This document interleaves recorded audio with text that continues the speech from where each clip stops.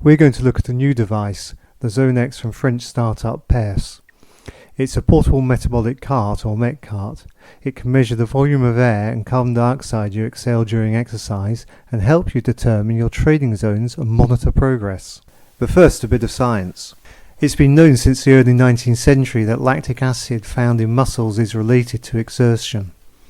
In 1930, Harding-Olds performed an experiment where he measured blood lactate levels at rest and after walking for 30 minutes at various speeds.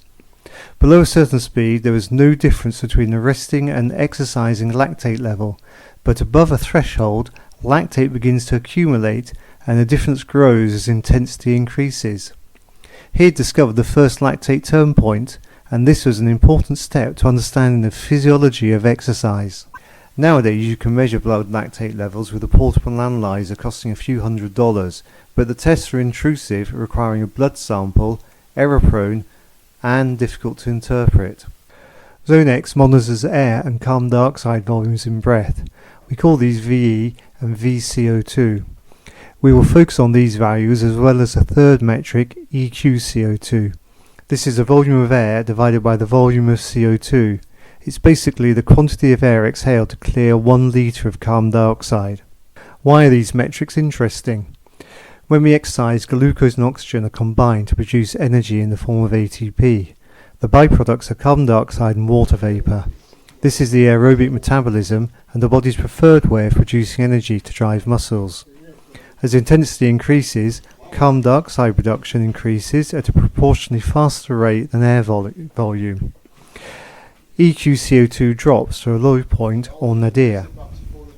As intensity continues to rise, additional energy is generated via anaerobic glycolysis. The byproduct is lactic acid. This breaks down into lactate, which is a fuel, and hydrogen ions. It's these hydrogen ions that cause the burning sensation. To maintain a neutral pH, these ions are buffered with sodium bicarbonate. VCO2 and VE increase in proportion, so the EQCO2 value will plateau. The point where this starts is the first ventilatory threshold.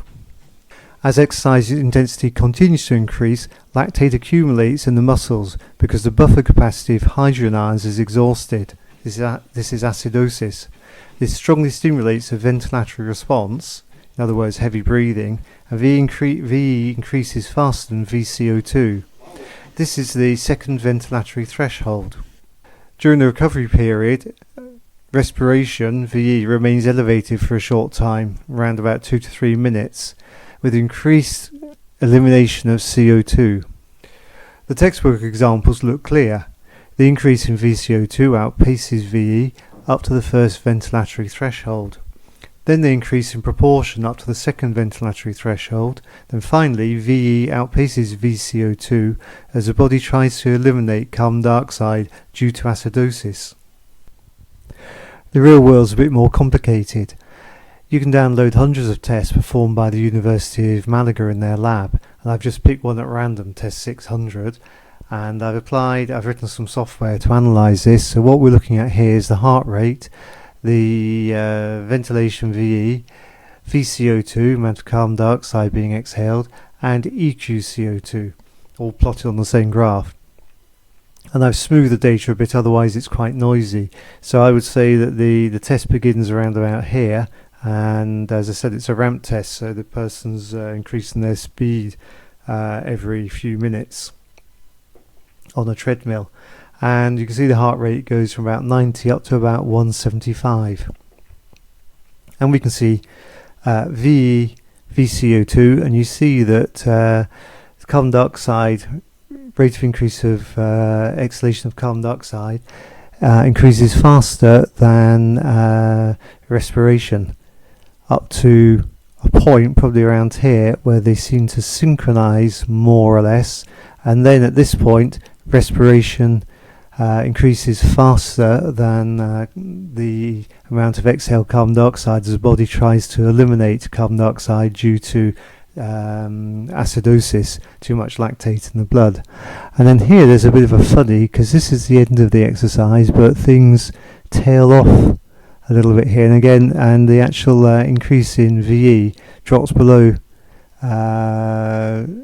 starts dropping, and then as we end the exercise, everything drops off.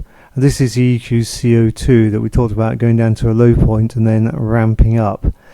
Now, this isn't very easy to read, but again, I would say probably our ventilatory threshold 1 is around about here, 140 beats a minute. So zone 1, zone 2 are in this area here, and the second ventilatory threshold is about 155, so I'd say about 140 and 155.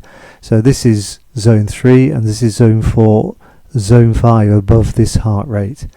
Let's have a look at EQ CO2 in a bit more detail.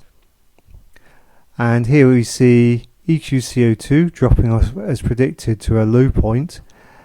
Then it increases in these little steps here, and it's not quite so obvious what's going on. Well, you remember that the VE CO2 started dropping at the end of the exercise before we'd reached the maximum heart rate, which is what we're seeing here. What I would say, normally you'll take this as being VT1, but I don't think it is, because about 110 beats per minute would be too low. For this use, and I think the nadir is here around about 140, which is shown at this point, and the second ventilatory threshold is here, so about 155, 140 and 155. So zone 1 and 2 up to about 140 beats per minute, zone 3 140 to 155, and above 155 zone 4 and zone 5. So the results of my ramp test are available on the Pairfs website, and here they are. And if I put speed overlay on, we see the ramp starts off with a relatively short warm-up because we were a bit short on time, 6 kilometers an hour, finishing at 10.5 kilometers an hour with half-kilometer ramps. I'll remove those, and what we can see is naturally breathing increasing.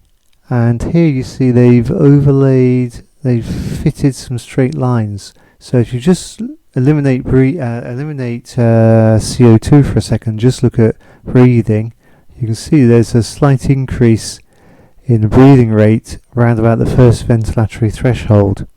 And then something happens here. We'll talk about that in a second. If we look at ECO2, we see it drops and then kind of increases a little bit, lots of valleys, and probably the nadir, it's a bit like the previous example we saw from the Malaga lab test. The low point is probably round about here, 149. I haven't put heart rate on, we'll put heart rate on. Round about here to 149 beats per minute is probably the first ventilatory turn point. And they've actually marked it a bit higher, 150, 149, 150, not a huge difference. And then here we've kind of got this plateau. I mean, again, it's ups and downs a bit, but it's more or less flat. And then here we're thinking at about I think my takeout from this is it's hard to identify with this test the second ventilatory turn point. It might actually be here, I'm thinking about 160, 162, where we see this increase. But the reason it doesn't follow through and then tail off, as we see if we quickly look at the textbook example, what we're expecting to see is V increasing in this steady fashion. VCO2, so V increasing, VCO2 will increase proportionally faster than VE below the first ventilatory threshold, which means EQ CO2 drops. Then there's this plateau where they increase in proportion, and then respiration breathing, as we start to hyperventilate, trying to get rid of carbon dioxide, increases proportionally faster than the actual CO2 we're getting rid of. So EQ CO2 ramps up again. That's a textbook, that's a theory, and in practice we don't see that. I think this is where VCO2 is going up. So I asked the opinion of an expert in doing these physiological tests, and he said that Probably where it starts to get ragged, erratic at the end, it's probably I was running at my limit on the treadmill, and in fact my second ventilatory threshold was, as I suspected, around about 162 beats per minute. To sum up, Norwegian coach Olav Alexander Boo has said that you need to measure regularly in a way that an athlete doesn't feel is intrusive into their lives, and he sees portable met carts as a tool in that process. They also give the possibility of testing different kinds of sports. You could run a test on a rowing machine and measure your zones in terms of stroke rates, or on a ski erg for cross-country skiing.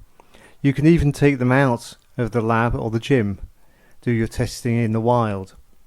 Now, I'd expected the results to be much easier to read, perhaps somewhat naively.